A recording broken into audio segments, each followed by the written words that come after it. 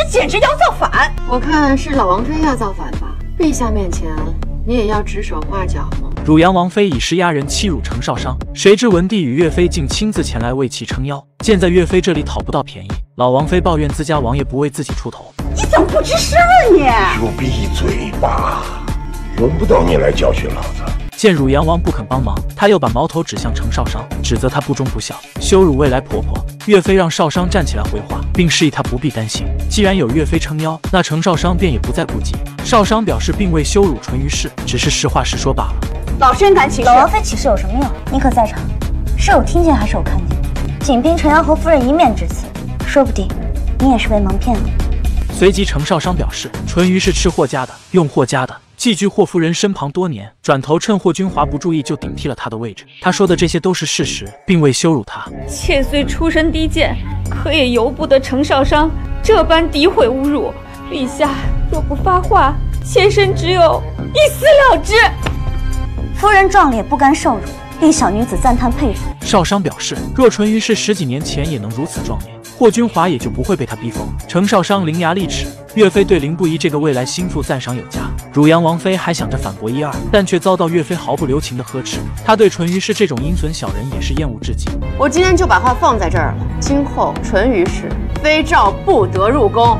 我看见这种人就觉得心酸恶心。岳飞撂下狠话，也就提前预示了淳于氏的下场。而汝阳王妃却还不死心，仍然表示要为淳于氏讨个公道。今日你们羞辱他，就是羞辱我。若不给老身个说法，我今日我就……要去死啊！那太好了，那可太好了啊！这一幕直接把岳飞逗笑了。汝阳王妃可不打算去死，她准备要开始泼妇骂街，寻死觅活。而老王爷这么些年，早已受够了这个泼妇，当年就是要休了他。可文帝碍于皇家颜面，一直没有同意，并还给汝阳王出了个馊主意，让他分居不休妻，去道观里清修。你说说我啊，连道德经我都读不清楚，我做什么苦修嘛？好，我不休息，我结婚行不行？我要结婚！话音刚落，老王妃对着自家老头就是拳打脚踢，为自己喊冤鸣不平。你们居然敢这样待我！你简直是不可理喻！哎呦，陛下，哎，老夫实在受不了了，实在是受不住他了。使不得。文帝见自己叔叔一把年纪，竟被逼成这般模样，他也是于心不忍，可一时间又想不出两全其美的办法。毕竟身为皇室成员，休了糟糠之妻会被天下儒生耻笑。而此时岳飞却出了个主意，照我看呀，应该让老叔母去三才观修心养性才是。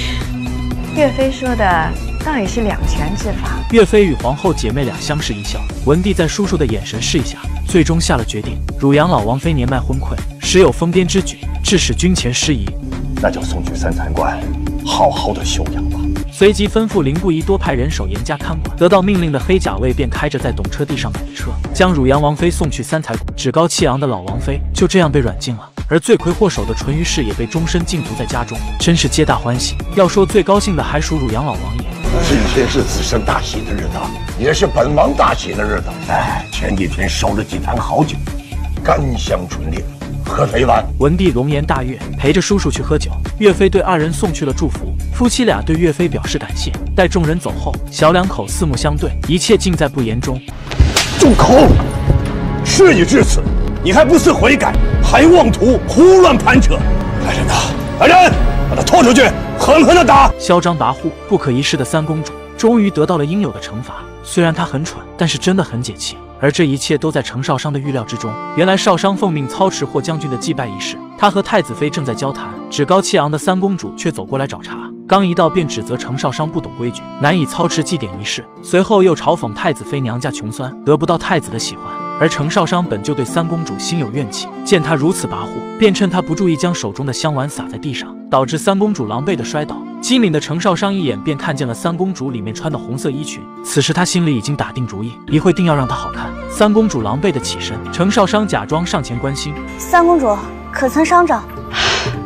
稍加细心，程少商，给我等着，迟早收拾你。待三公主走后，太子妃告诫程少商，三公主此人心胸狭隘，睚眦必报，让少商日后躲着她点。而程少商却不以为然。转眼间，文帝带领皇室成员前来祭拜。每到霍将军祭典之日，文帝都心情沉重，异常悲伤。霍将军替文帝打下江山，导致满门战死，他们情同手足，可以说没有霍冲就没有今日的文帝。盼我文氏子孙日后要牢记今日之荣耀，是霍氏给予我们的。随后，他命子女们上前磕头祭拜。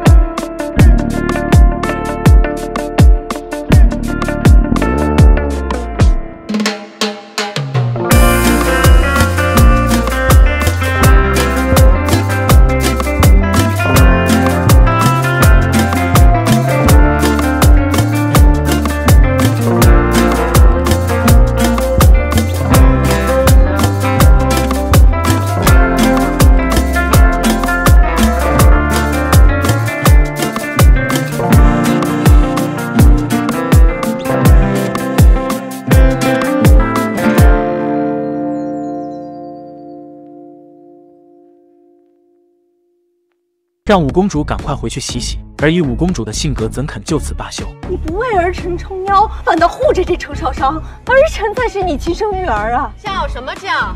话音刚落，岳飞赶了过来，人还未到，便把五公主数落一番，而五公主还恬不知耻地让岳飞收拾程少商。这儿还轮不着你来教我怎么做事儿。这一番少水加拍打，还没让五公主清醒呀！你要是还晕着，我可以再赏你一头。见岳飞如此明显地针对她，五公主暴脾气也上来了，她竟对岳飞出言不逊。你们岳氏有什么了不起的？不就是追随父皇，出兵有功吗？谁人没有？连我母后都没有你这般嚣张跋扈。闭嘴！文帝急忙阻止，但五公主此时已经上了头，哪还听得进去？她指责岳飞仗着过往的功绩，处处耀武扬威，甚至还挑拨起了岳飞与皇后的关系。宣皇后见此，急忙向岳飞道歉：“妹妹，是余未曾教导好子女，愧对于你。母后，你别把事情往自己身上揽。你越是让着他，他越是得寸进尺。你估计父皇委屈往肚子里吞，我可受不了这样的气。这些年，他们可还记得你才是皇后？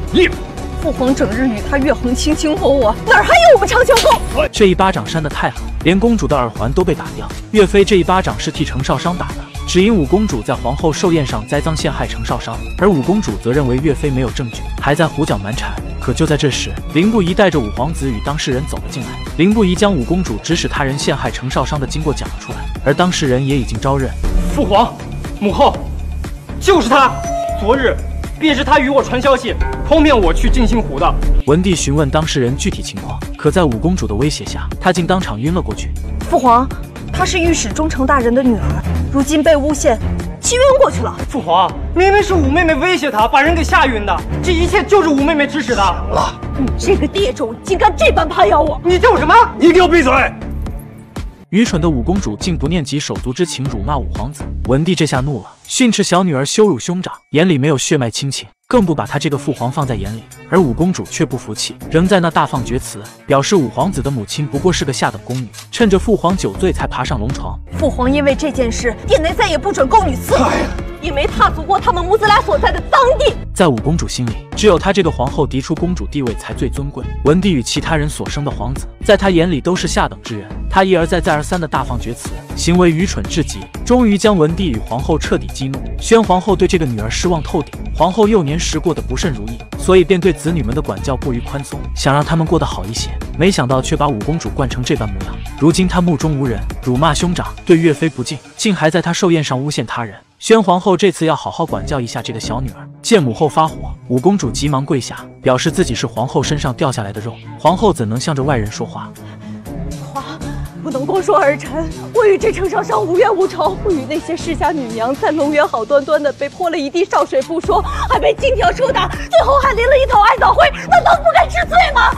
话音刚落，五皇子就站出来揭发他。那日他将程少商推下水，正好被五皇子瞧见。你以为人不知鬼不觉的？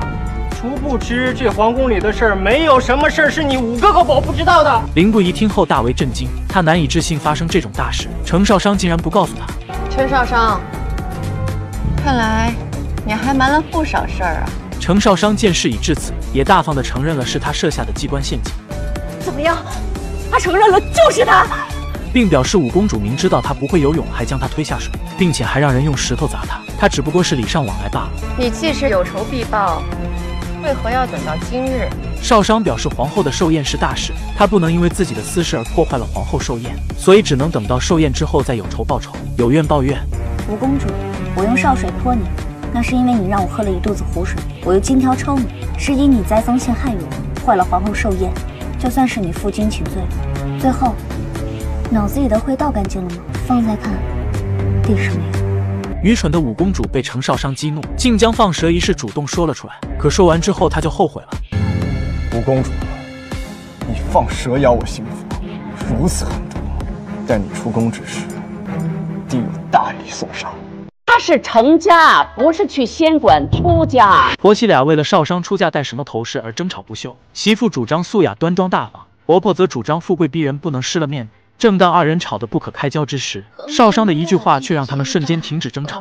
阿嬷，大王，你们不必如此担心，皇后早已为我准备好了嫁衣首饰都是宫里的绣娘匠人所制，极好极好。祖母听后异常高兴，既然皇后都已经准备好，那她就不必费心，还省钱了。她一把薅下孙女头上的龙凤呈祥，疼得她龇牙咧嘴。可程母这边却高兴不起来了，这些本应该是做母亲的来准备，没想到皇后比她想的还要周到。萧元一知道皇后对自己女儿好，而女儿对皇后的感情甚至超过了她这个母亲。如无意外的话，我应该会在宫中出嫁，因为皇后跟我说，已经把我出嫁的闺房都准备好了。听到女儿的这番话，萧元一的心里不是滋味，却也无奈的只能接受现实。毕竟能从宫中出嫁，是帝后对女儿的厚爱，也是对程氏一族的器重。可唯独可惜了她这个做母亲的，不能亲手操办自己女儿的婚礼。这天，程少商望着凌不疑出征的方向失神，袁善见却走过来调侃：“这女娘怎么一定亲，变成了望夫石了？”程少商的嘴皮子丝毫不输袁善见，讽刺他是孤家寡人一个，羡慕他们这对神仙眷侣。袁善见因此大受刺激，他撂下狠话，定会比程少商先一步成亲。回去后，他便让管家帮他寻找合适的女子，并提出了自己的要求：头脑不能比程娘子迟钝，性子不能比程娘子乖张，样貌也不能比程娘子丑陋。公子，你的要求其实还是有些高。皇后，你长得好美啊！休得无言。哼，那这要问你了，是你阿嬷好看，还是皇后好看啊？皇后好看。第一次进宫的小女孩言语冒犯了皇后，皇帝不但没有怪罪，反而夸她率真坦诚。原来文帝为了撮合义子的婚事，特下令程少商一家进宫觐见，而马车上程母心绪不宁，不知此次皇上召见他们是福是祸。为了保命，他临时教起了女儿进宫的规矩。第一次来到皇宫的袅袅异常兴奋，看什么都觉得好奇，蹦蹦跳跳的跟随父母来到崇德殿。臣父，臣女。见过陛下、皇后，陛下千秋万岁，皇后起居无恙。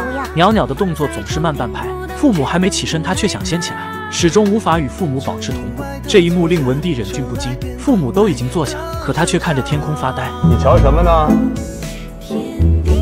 这灯可真大，我从未见到盖得如此精致的房子，第一次见，很难不喜欢。随即文帝问他与楼瑶退亲心中是否难过，可袅袅接下来的回答却令文帝刮目相看。小女子在书中看到过这样一句话：天地不仁，以万物为刍狗。程少商表示，天地无情，冷漠看待世间，而我们生而为人，应该以人为怀，护助护民。何将军满门忠烈，为国尽忠。程家自要满足何将军的临终遗愿，将楼瑶让与何昭君。文帝直夸程将军教女有方，而程母则谦虚地表示，自己夫妇二人常年在外征战，10余年不曾归家，因此对女儿缺乏管教，希望文帝不要怪罪。少商，你父母为了国事耽误了你的学业，余见你甚是聪慧，程将军和程夫人只需略花心思，定能把你教好。少商见皇后夸赞自己，于是便也投桃报李，夸奖起了皇后。皇后，你长得好美啊！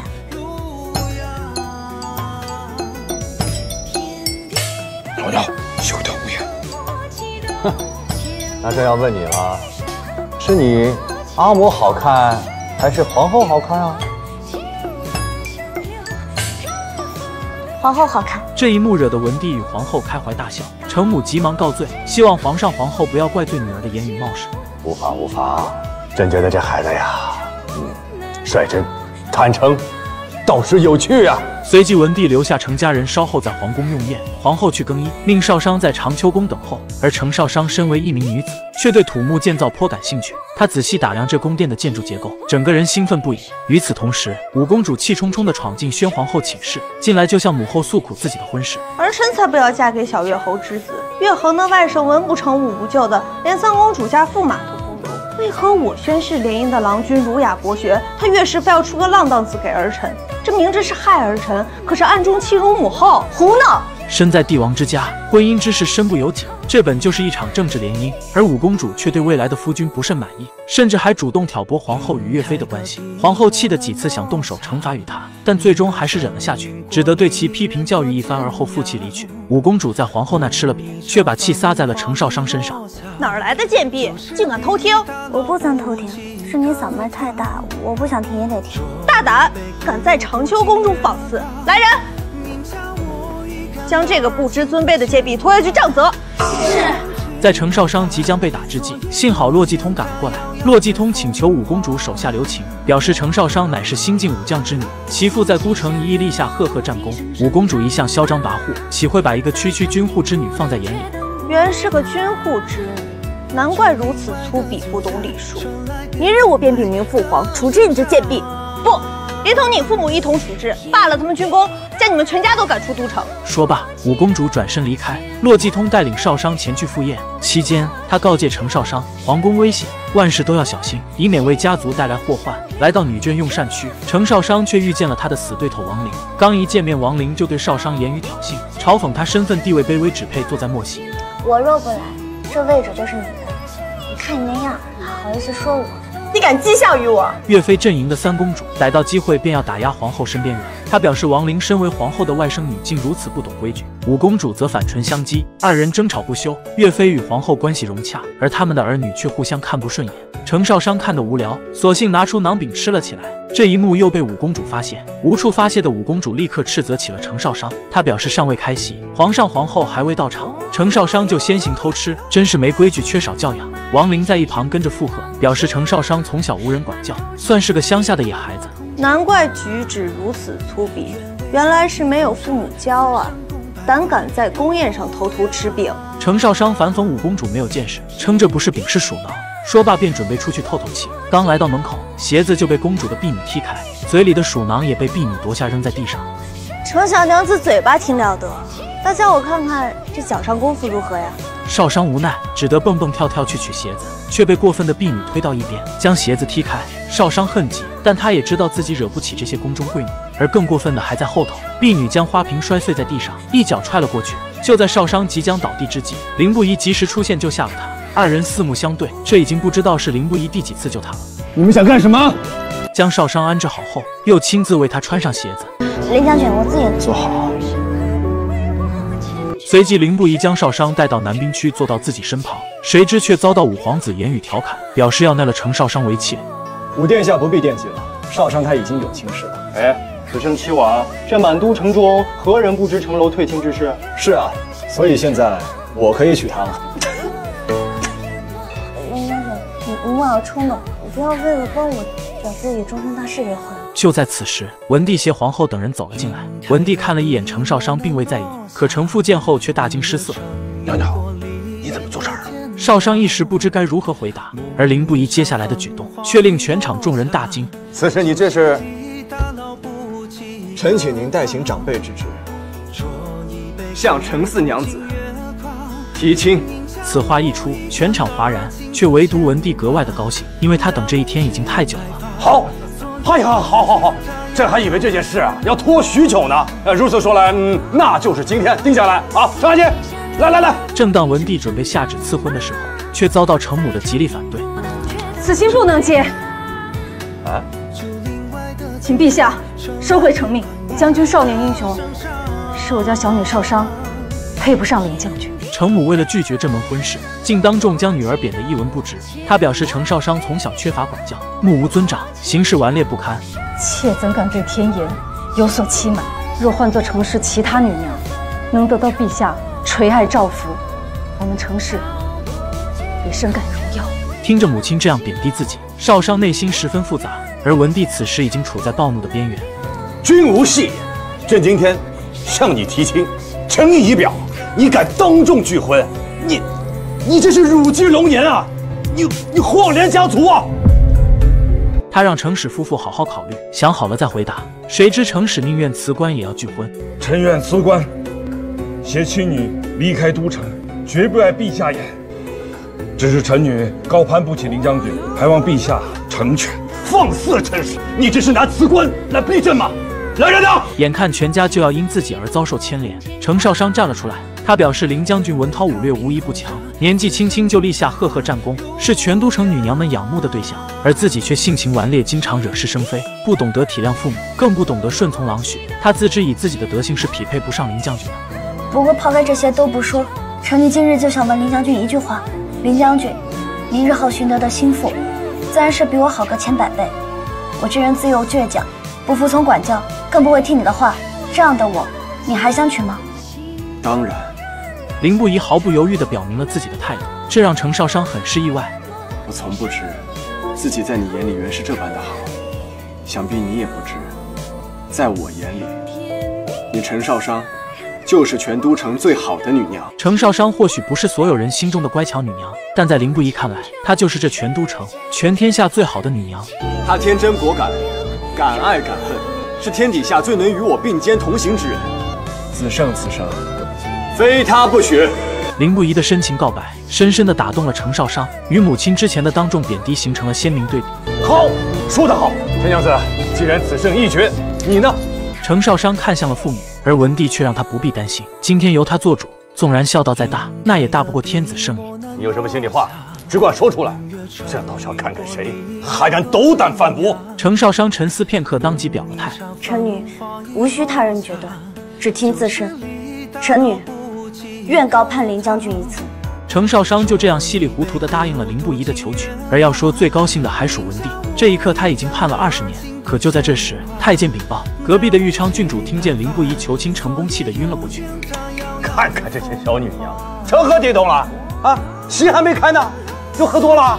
跪下！从皇宫归来的程母大发雷霆，原因竟是女儿没有经过他的允许，私自答应了别人求婚。父亲急忙替女儿打圆场，称女儿是受了惊吓才会如此。他受惊吓，我看他今日威风得很啊，当众远尊，连圣威都丝毫不惧啊。进宫前，阿母嘱咐了许多道理规矩，可这规矩里没有一条是抗旨不遵。放肆！程少商之前与楼瑶定亲，母亲就百般阻挠，如今面对林不疑的求娶，程母却还是不满意。少商不明白，母亲到底是不满意他找的郎婿，还是不满意他这个女儿？女儿的问话让母亲一时无法回答。其实程母也是有苦衷的，之所以不同意女儿嫁给林不疑，完全是因为林家的水太深。可以说城阳侯府就好比那龙潭虎穴，女儿嫁过去肯定是要吃苦头的，到时候就凭程父的官职是护不住女儿的。少商询问母亲，如果今日皇上赐婚的是堂姐泱泱，母亲是否还会像今天这般羞辱她？而程母的回答也彻底让女儿心寒。若是泱泱，我根本无需这般操心。少商思虑片刻后，还是决定要嫁给林不疑。阿父阿母，这门亲事是女儿自己立下的，落子无悔，无论前路如何，女儿一人承担，绝不拖累家族。而此时的汝阳王府，豫昌郡主哭着跑回来找祖母做主。阿母，全都承认都是他我心悦林不疑，可他近日却到处向程四娘子提亲，我究竟哪里比不过程四娘子，竟让他如此羞辱？谁是程四娘子？竟也配跟你比？汝阳王妃一向心疼这个宝贝孙女，随即她带着孙女找到老王爷，希望他出面搅黄这桩婚事。起初老王爷不肯，可耐不住这祖孙俩一哭二闹三上吊，一个要寻死觅活，另一个要出家做尼姑。好了，你也莫死，你也莫要哭。我明天就去找程少商搅黄那个林不疑的婚事，如何？此话一出，祖孙俩立刻停止了哭闹。那明日便看大夫手段了。第2日的程家，老王爷见面便要给程少商来个下马威，问他为何要高攀林将军。可少商的回答却令他刮目相看。程少商认为男女平等，何来高攀？全都城的人都认为是他高攀了林不疑，可在他心里，如此不平等的婚事他根本不稀罕。程少商忽然反应过来，老王爷今日前来，莫不是要搅黄他们的婚事？我堂堂圣上叔父，怎么能做这种下作之事？少商听后不免有些失望，他对这桩婚事一直耿耿于怀。我与他从一开始便就不平等，在我心里，2个人若是做不到平等尊重，还不如1个人过。老王爷教导他，这世间的人分3、6、9等，即便是真正的夫妻，也做不到平等尊重。老王爷提起了自家的婆娘，他们成婚50年，话不投机半句多，整日吵吵闹闹。如今他不也忍下了，而少商则暗指老王爷畏惧权势，怕惹皇上不高兴而不敢结婚。你敢说教本王啊？你既然觉得与林不疑身份不等，为何不敢结婚？我也惧怕权势。程少商诓骗老王爷，既然得了老王妃的令，那不如干脆就把他们的婚事搅黄算了，这样大家都好。我得谁的令？你婆娘能命令得了我？起初老王爷是要给他来个下马威，可经过这一番交谈，他对少商的看法有所改观，也决定保全这门亲事。你啊，本想借我的手搅黄这婚事，老子呀，绝不上当。这是母亲15年来第一次为自己出头，袅袅崇拜地看着阿母。你敢打我阿母，我跟你拼了！我阿母只管打他的，我来收拾你。你们俩竟敢在我们楼室地间殴打我们母女，明日！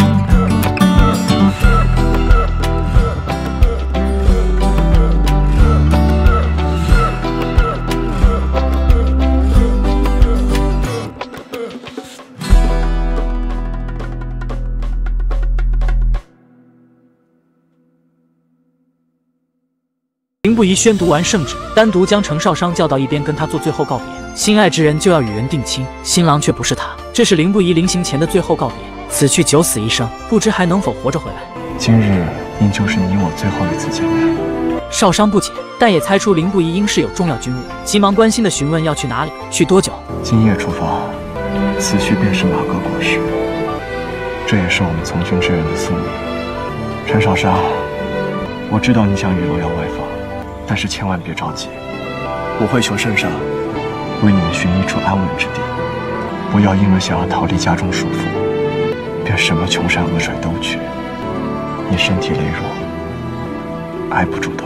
既然不能在一起，那就要尽自己所能让他幸福。凌不疑永远都是这样，在背后默默地守护着他。程少商转身离开了，只留下凌不疑一人萧瑟孤单的身影。他的视线一直停留在程少商身上，久久舍不得收回，心中忍不住一片悲凉。当晚回到程府中，程少商始终沉默不语，靠着书案呆呆出神。当天夜里，凌不疑率领大军启程平反。之后的1个月里，为了能够确保程少商恪守女子之礼，嫁至楼府不会失了脸面，所以萧元一专门邀请袁善见入府传授知识。楼瑶每日也一起过来旁听，虽然读书枯燥乏味，但日子也算舒心安逸。可天有不测风云，这天程家忽然收到楼府的退亲书信，原来楼大夫人为了楼家的利益，让楼瑶另娶他人，逼迫他与少商退亲。程母得到消息后十分气愤，当初上门求亲的是他们，现在要求退亲的又是他们，真是欺人太甚。他们身为武将之家，如今却被人欺负到头上，随即便拉着女儿前去楼家理论。夫人，为父与女同去。妇人之事，何劳将军出马？您在家中坐镇即可。如果我们娘俩真跟那个楼氏打将起来，将军再去亲家也不迟。萧元一带着满腔的怒火来到楼家。承伯夫人为何才来呀？这亲，你们再不乐意也得退呀。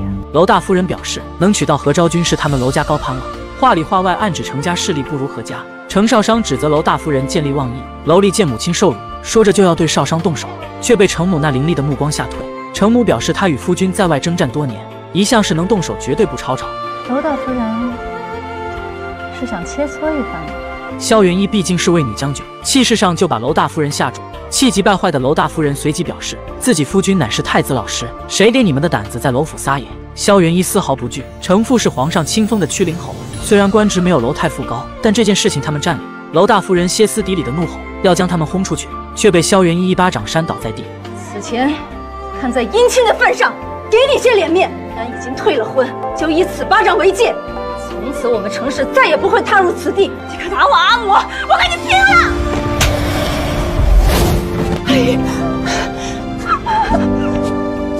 我阿母只管打他的，你我来收拾。母女混合双打，教楼是母女做人，这下他们再也没了之前的嚣张气焰。正当母女二人准备出门的时候，却遇见了等在门口的楼瑶母子。谁知楼瑶母亲语出惊人，不如我们花开并蒂，你和昭君一并嫁给阿瑶，这样你们不分大小，姐妹相称，岂不是两全其美？阿瑶，你说好不好？程母气愤地询问女儿，这下是否看清了楼家人的嘴脸？谁知少商却询问楼瑶是怎么想的，这可把程母气得不轻，直接拂袖离去。自从与楼瑶退亲以后，程少商便整日闷闷不乐，郁郁寡欢，这让父母很是担心女儿的身体。这天，文帝邀请都城内的世家贵族参加祭天大典，这其中自然少不了程家。程将军为了让女儿出去散心，也将少商一并带上，说是祭天大典，可在程少商看来却更像是一场春游野宴，而他却没有半点兴趣，独自一人在山间溜达。他无意间发现一座宝塔，他看着宝塔建造十分讲究，索性就爬了上去，准备一探究竟。他来到窗边向外望去，只见群山雾绕，松涛阵阵，看着窗外的美景，程少商的心情好了许多。不过是娶个郎婿而已，有何了不起的？我还是我。正当他准备继续往上爬的时候，却忽然听到有人在密谋废楚之事，吓得他急忙往塔下走去，却一不小心将贴身玉佩掉落在地上。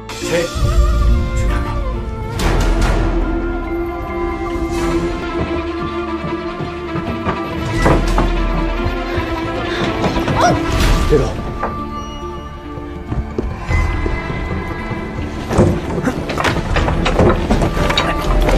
凌不疑一只手抓住瓦片，另一只手紧紧抱住少商，两人悬挂在塔外片刻，直至那二人离开，才重新爬了上去。为救程少商，凌不疑因此也牵动了肩膀的旧伤。而另一边，文帝因为几个世家子女争风吃醋，大打出手而龙颜大怒，好好一个祭天大典被他们闹得乌烟瘴气。还有几个野鸳鸯已被查获，荒唐之极，不堪入目。文帝下定决心要重重的惩罚他们，可谁知下一秒，当他得知义子和程少商在一起后，立刻峰回路转，满脸的笑容。好啊！哎，自身现在颇有一些趁当年的风范呐。陛下还没说呢，要如何罚他们？少年郎嘛，青春年少，贪蛮好动也是正常啊。再说了，这年轻的时候不也是，对吧？文帝对于凌不疑的婚事，那真是操碎了心。如今义子终于有了心上人，他岂能不高兴？随即他便动身，准备看看义子未来的心腹是何许人也。老实交代，究竟是怎么回事？我险些掉下悬崖，林将军为救我，拉扯到旧上复发，我心中很是过意不去。好了，一会儿见到圣上，你就这般再说一次。凌不疑早已猜到文帝会见程少商，所以提前与少商交代好了应对之策。话音刚落，文帝与程父便走了进来。第一次面见皇上的程少商一时不知所措，好在有程父的提醒，他才慌忙给皇上行礼。陛下好。陛下好。行礼前必先成名。陛下，小女程少商不通礼数，还望陛下恕罪。第一次见面，少商并未给文帝留下什么好印象。随后文帝问他凌不疑是怎么受的伤，程少商紧张，一时无法回答。程娘子骑马不慎落下山崖，臣正巧路过，便把她救下，牵扯了肩上旧伤。这是在问程娘子呢。随后文帝的问话都被凌不疑一一抢答。文帝看出了凌不疑的维护之意，交代了程父要报答凌不疑的救命之恩后，便来到岳飞这里。文帝陷入纠结之中。开始的时候，他担心凌不疑不近女色，孑然一身。如今义子有了心上人，他又担心对方资质平庸，配不上凌不疑。文帝喋喋不休的唠叨，岳飞终于忍无可忍，直接拽起他的胳膊往营帐外推去。你听朕说嘛，这是想跟你聊一聊，这没有别的意思。曹成，伺候圣驾。来到帐外，文帝询问身边的太监程少商是否能配得上他家子胜。陛下，这世间。